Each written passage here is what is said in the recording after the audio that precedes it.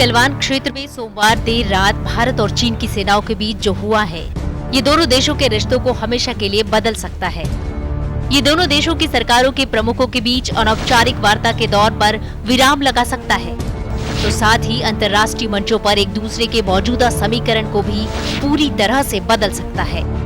संकेत इस बात का है कि दोनों देशों के बीच कूटनीतिक रिश्ते बनने के 70 वर्ष होने पर इस वर्ष जो तमाम समारोह होने वाले हैं, उन पर भी पर्दा गिर सकता है। अगले सोमवार को चीन, रूस और भारत के विदेश मंत्रियों की होने वाली त्रिपक्षीय बैठक पर इस घटना का असर होगा।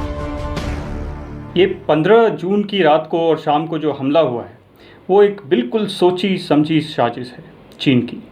आप देखें तो निहत्ते 40 से 50 भारतीय सैनिक पे हमला बोला गया। करीबन 250 से 300 चीन सैनिकों ने हमला बोला।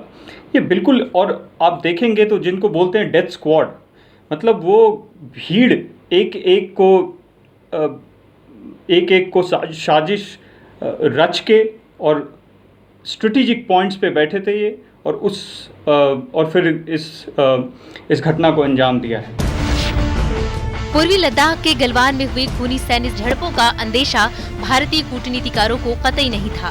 सूत्रों का कहना है कि चीनी सेना का मई 2020 के पहले हफ्ते से जमावड़ा उम्मीद से बड़ा था, लेकिन इस बात के आसार बिल्कुल नहीं थे कि दोनों सेनाओं के बीच लड़ाई की नौबत आ सकती है। बहरहाल अब हालात वैसे ही हो गए हैं जैसे कारगिल युद्ध के दौरान भारत और पाकिस्तान के बीच हो गए थे। कारगिल युद्ध के बाद भारत और पाकिस्तान के बीच रिश्ते सुधारने की कोशिशें हुई हैं, लेकिन रिश्ते दिनों दिन खराब ही होते गए। अगर भारत और चीन के बीच ऐसा ही कुछ हुआ तो आश्चर्य नहीं होना चाहिए। चीन और पाकिस्तान का जो कल्यूजन है, ये एक बड़ी सोची समझी रणनीति के अंतर्गत ये सब कार्रवाई हो रही है।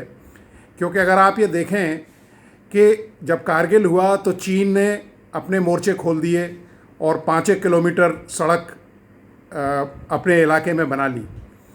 चीन का बहुत बड़ा हाथ है पाकिस्तान के ऊपर, और मैं तो यूँ कहूँगा कि पाकिस्तान अब एक चीन की ही एक कॉलोनी बन के रह गई है, एक महज कॉलोनी है, और चीन इस तरह से उसको उकसा रहा है जैसे वो उसका कोई एक फेडरल स्टेट हो।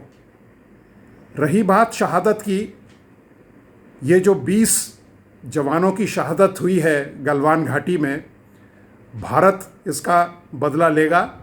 बल्कि मैं उन शेरों को सलाम करता हूँ 16 बिहार के कमांडिंग ऑफिसर और जवानों को कि जिन्होंने दुश्मन की कैजुअल्टीज़ को दोगुना किया और उसकी जो बदसलूकी थी या जो उसकी बदनीयत थी, उसका माकूल जवाब दिया। टकराव कैसे हुआ? जिस स्थान पर भारत और चीन सैनिकों के बीच टकराव हुआ, उस इलाके को PP 14 और पेट्रोलिंग पॉइंट 14 कहा जाता है, जो कि लाइन ऑफ एक्चुअल कंट्रोल से 14 किलोमीटर की दूरी पर है। समाचार एजेंसी रॉयटर्स द्वारा जारी की गई सैटेलाइट तस्वीरें मंगलवार की हैं। इन तस्वीरों में LAC में चीन की तरफ बड़ी संख्या में निर्माण कार्य होता दिखाई दे रहा है।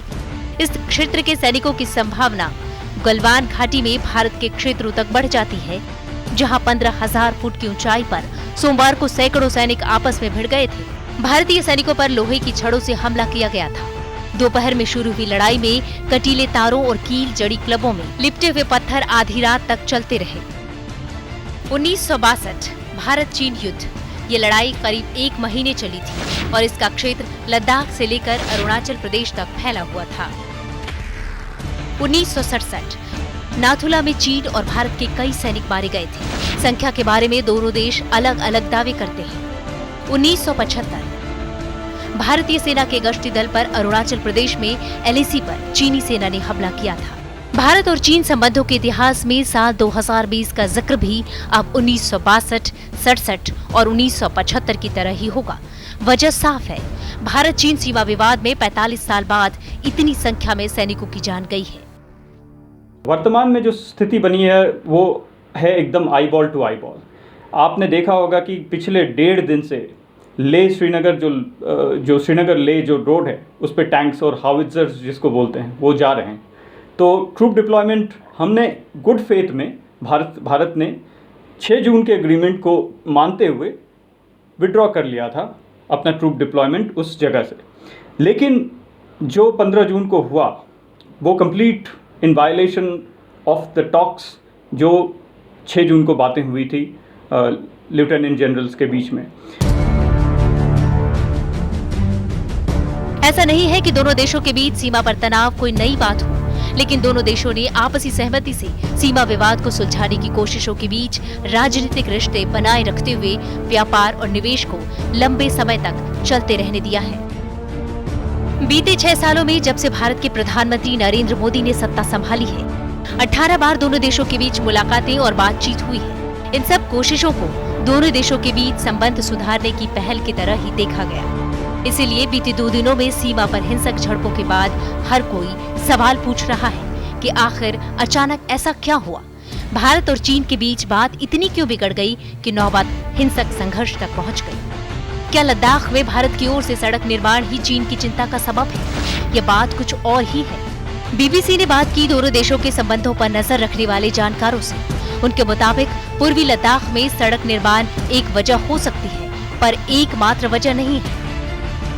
सड़क निर्माण साल 2018-19 की सालाना रिपोर्ट में भारत के रक्षा मंत्रालय ने कहा था कि सरकार ने भारत चीन सीमा पर 3,812 किलोमीटर इलाका सड़क निर्माण के लिए चिन्हित किया है।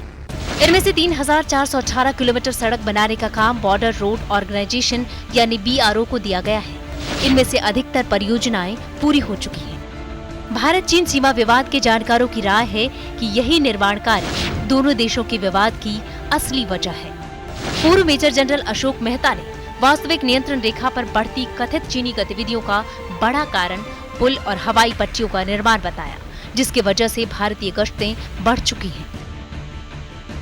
उनके मुताबिक इस तनाव के पीछे कई मामले आपस में एक दूसरे से जुड़े हैं। वो कहते हैं कि हमें ये नहीं भूलना चाहिए कि जब भारत ने जम्मू कश्मीर के खास दर्जे को खत्म कर 2 नए केंद्र शासित प्रदेशों के नक्शे जारी किए, तो चीन इस बात से खुश नहीं था कि लद्दाख के भारतीय क्षेत्र में अक्साई चिन्ह भी था। अनुच्छेद 370 खत्म। भारत सरकार ने 5 अगस्त 2019 को जम्मू कश्मीर को विशेष राज्य का दर्जा देने वाले अनुच्छेद 370 के प्रावधानों को खत्म करने का फैसला किया, जिसके बाद 2 केंद्र शासित प्रदेश बनाए गए, एक जम्मू कश्मीर और दूसरा लद्दाख। चीन ने भारत सरकार के इस फैसले का विरोध किया था, विशेष तौर पर लद्दाख क्षेत्र को जम्मू कश्मीर से हटाकर केंद्र शासित प्रदेश बनाने का। भारत के फैसले का विरोध करते हुए चीनी विदेश मंत्रालय की प्रवक्ता हो चुनिंग ने उस वक्त कहा था, चीन अपनी पश्चिमी सीमा पर चीनी क्षेत्र को भारत के अपनी सीमा में दिखाए जाने का हमेशा विरोध करता है। कश्मीर पर भारत के इस फैसले के बाद चीनी प्रवक्ता हो चुनिंग ने कहा था, हाल ही में भारत ने अपने घरेलू कानून में बदलाव करके चीन की संप्रभुता पर सवाल खड़ा किया है। भारत का ये कदम अस्वीकार्य है और इसका कोई प्रभाव नहीं पड़ेगा। पूरा मामला संयुक्त राष्ट्र के सुरक्षा परिषद में भी उठा। इस मुद्दे पर अनौपचारिक बैठकें भी हुई, लेकिन भारत ने वहां अपना पक्ष रखते हुए ये स्पष्ट रूप से कह दिया कि अनुच्छेद 370 को हटाना भारत का आंतरिक मामला है।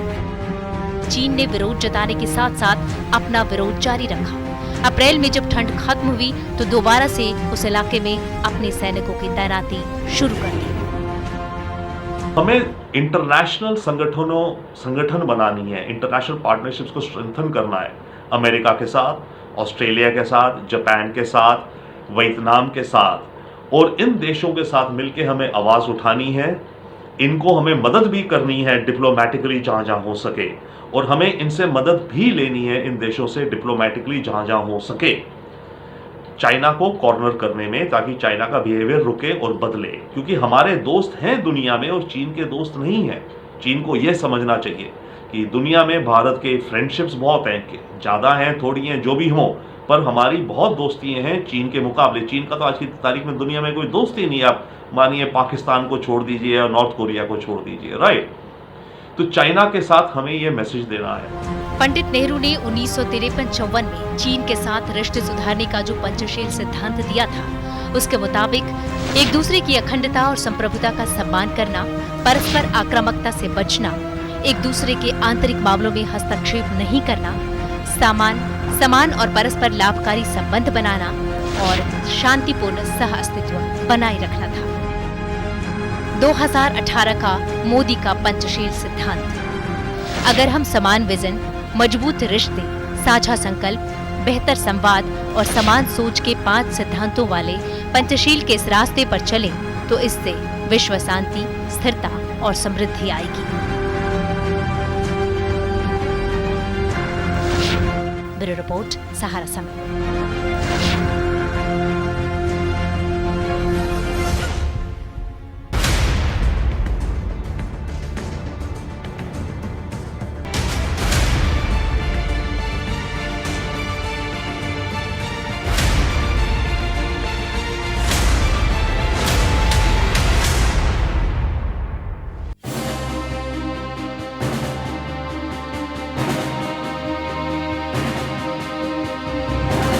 डोकलाम विवाद के बाद से ही लाइन ऑफ एक्चुअल कंट्रोल यानी LAC पर हमेशा ही भारत और चीन की सेनाएं आमने सामने वाले हालात में रही हैं। डोकलाम के पहले भी 2013 और 2014 में चुमर में हाथापाई और पत्थरबाजी की घटनाएं सामने आई थीं। इस साल अप्रैल से ही लद्दाख बॉर्डर पर चीन के सैनिक टुकड़ियों और सैन्य साजो सामान के साथ डटे हैं। इसके बाद से मई में सीमा पर चीनी सैनिकों की गतिविधियां तेज हो गईं और चीन के सैनिकों को लद्दाख में सीमा का निर्धारण करने वाली पैंगोंग झील में गश्त करते देखे जाने की बातें सामने आईं। विवाद की गंभीरता के चलते कुछ दिन पहले सेना प्रमुख जनरल नरवणे ने सीमा का दौरा भी किया। चीन की ओर से उकसावे की इस कार्रवाई की वजह जम्मू कश्मीर के स्पेशल स्टेटस को खत्म करना भी माना जा रहा है। भारत ने धारा 370 को खत्म कर 2 नए केंद्र शासित प्रदेशों के नक्शे जारी किए तो चीन इस बात से परेशान हो गया कि लद्दाख के भारतीय क्षेत्र में अक्साई चिन्ह भी शामिल है। तनाव की बड़ी वजह पिछले कुछ सालों में भारतीय बॉर्डर के इलाकों में तेज होता निर्माण कार्य भी है। भारत द्वारा दुर्गम और ऊंचाई वाले क्षेत्रों में हवाई पट्टी और अन्य सामरिक निर्माण भी चीन की आंखों में खटक रहे हैं। पूर्वी लद्दाख स्थित गलवान घाटी इसलिए हॉटस्पॉट बनी है क्योंकि यहीं पर लाइन ऑफ एक्चुअल कंट्रोल के पास भारत ने श्योक नदी से दौलत बेग ओल्डी तक एक सड़क का निर्माण कर लिया है। गलवान वैली जो एक अनडिस्प्यूटेड स्पॉट था, गलवान वैली डिस्प्यूटेड स्पॉट में नहीं था, ये लद्दाख के उन 13 डिस्प्यूटेड स्पॉट में से नहीं था, लेकिन इसमें वो लोग घुस आए सिर्फ इस वजह से कि हमने जो दौलत बेग ओल्डी तक 255 किलोमीटर की सड़क बनाई है उसके ऊपर हमारी गतिविधियों को रोक सकें। प्रत्यक्ष विदेशी निवेश यानी FDI के नियमों में बदलाव के भारत के फैसले से भी चीन परेशान है।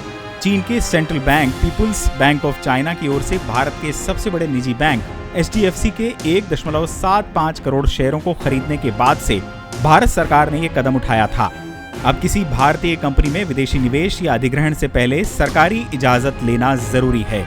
दरअसल भारतीय बाजार में चीन एक बड़ा हिस्सा रखता है और भारत के इस फैसले से चीन की आक्रामक आर्थिक नीति पर सबसे ज्यादा असर हुआ है। ब्यूरो रिपोर्ट, सहारा समय।